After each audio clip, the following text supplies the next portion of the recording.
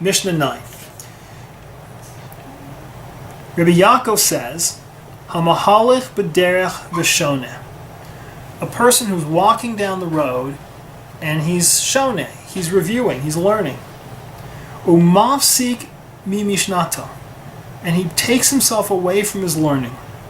Va'omer, and he says, Ma no'a ilon zeh.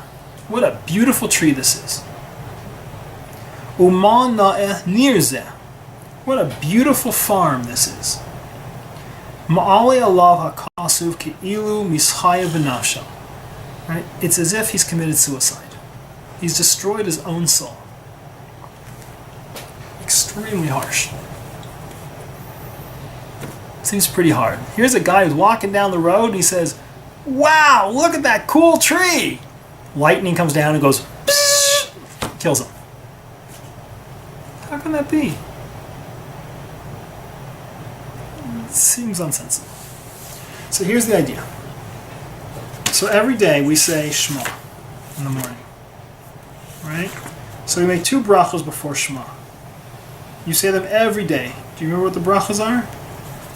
We make a bracha in the morning that says Baruch atah Hashem Yotzer HaMa'orot. Right? God formed lights. Right? In the evening we say Mari Aravim. You arranged evenings. Right? The second bracha we say is Baruch atah Hashem HaBocher B'Amo Yisrael B'Hava, that you chose Israel with love. Right? There's 2 brachas we make before we say the Shema. One of them is recognizing the role of God as the creator, and the other is recognizing the role of God as having a personal, connected, loving relationship with the Jewish people. Right? We get to Shabbos and we say Kiddush. And we say, Blessed art thou, Lord our God, King of the universe, who sanctified his commandments, took pleasure, gave us Shabbos as a heritage and a remembrance of creation, and that day is a prologue to the holy convocations of the memorial of the Exodus from Egypt. We make Kiddush, and we say, God created the universe as a prologue for taking us out of Egypt. So what is the fundamental obligation of a human being? So to get there, you have to stop with the question of what is the fundamental obligation in the world of a rock? What's the job of a rock? A rock's job is to just be here. Right? A rock exists. That's its job. Inanimate object. It's there to serve the purposes of any will that acts upon it. What does vegetation, plant life, bring to the world that rocks don't? What? Alright, so oxygen, but that's just a chemical. What do no. So 2 drives. A plant has 2 drives. It is a drive to live, and as a drive to reproduce. Those are the 2 drives. That is the vegetative nature. You have a material nature, which is to merely exist. Rocks do not try to reproduce. Right? Because they don't. We have Masorah tells us. Vegetables, vegetation, the vegetative drive is the drive to reproduce. Both the drive to continue to exist. Plants will work. Try a weed, man. They are structured to do what they can to both exist and to pass their nature on, to reproduce into future generations. That's the vegetative nature. So what do animals bring to the world that plants don't? And it's easier to see it in a dog than it is to see it in some sort of cockroachy scurrying thing. Emotion. Dogs can be happy. Dogs can be sad. Dogs can be angry, right? That animals bring what's called a nefesh. There's an animal soul. And a dog has a will not just to stay alive and not just to reproduce, but there's, a tomato plant doesn't really have any particular desires. I mean, a plant might be phototropic. It might be designed chemically to turn towards the sun, but it's not going to be like a dog and go find a shaft of sunlight near a window and lie on its belly and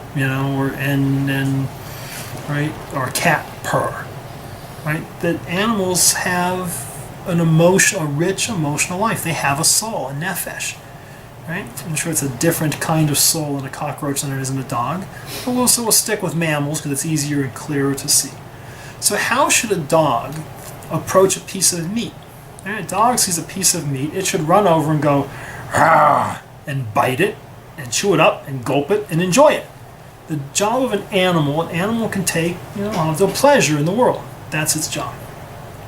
So what does a man, a human being, bring to the world that's different than what a dog brings to the world? What's a man capable of that a dog is not? A man's obligation is to recognize that the world was created and to see the presence of his creator. Right? That's why, we learned comparative religion, animism and animatism. The most primitive of human beings. They learn to see a spirit in a tree. They learn to see a spirit in the sun, right?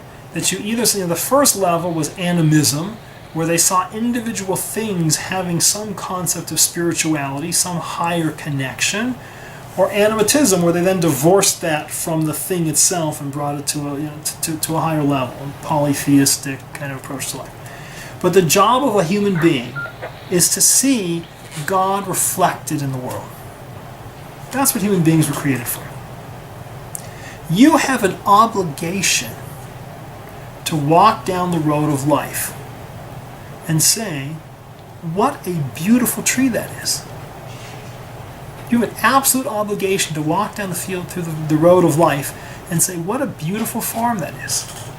And in fact, you have an obligation to see that tree and say, I see God reflected in that tree. If you were a dog, you could see that field and say, that's probably a good place to get rabbits, right? If you were a dog, you can see the tree as a good place to go scratch your back. But as a human being, you should say, what a beautiful tree that is. That God can make such things. Right? And he gives you, the two examples he gives is nature and civilization. Right? The plowed field is, it could be a city, a bridge, a building. Right? One is the world is now. You have an obligation to go to the Grand Canyon, look out at it, and say, God rocks, and see God reflected in the world. That's spirituality. Human beings have an obligation to see God in the big, remember, Noah says, off of the 48 ways, the big and the little awe in the world, right? To see awe. To see in the big things in the world, God's presence. To see in the little things in the world, God's presence. That's the obligation of a human being. Which makes our mission even harder to understand. Because he says you're walking down the road of life learning, and you tear yourself away from your learning, and you say, what a beautiful tree that is. I see God reflected. I want to be a spiritual person and see God reflected in the world. You're Chaya b'nafsho. If you look at a bridge and you say, I see God in that bridge, you're Chaya b'nafsho. You destroyed yourself. There are two brachas that precede the Shema. We've gotten to the first one. The obligation of a human being. Right? What's the opening pasuk of Chumash? Bereshis bara Elokim. Right? Chumash starts with, I'm a human being with the obligation to see God reflected in the world and recognize that God created the universe. Where does Chumash end? With Moshe Rabbeinu. What is the obligation of a rock? To exist. The obligation of a plant? The vegetative nature, the drive to survive and reproduce. Right? An animal brings nefesh, brings emotional interaction with the world. A human being brings spirituality, the ability to see God reflected in the world. What does a Jew bring to the world? A personal connection to God based on a direct interaction and God giving us commandments, right, and teaching us that we are a different species.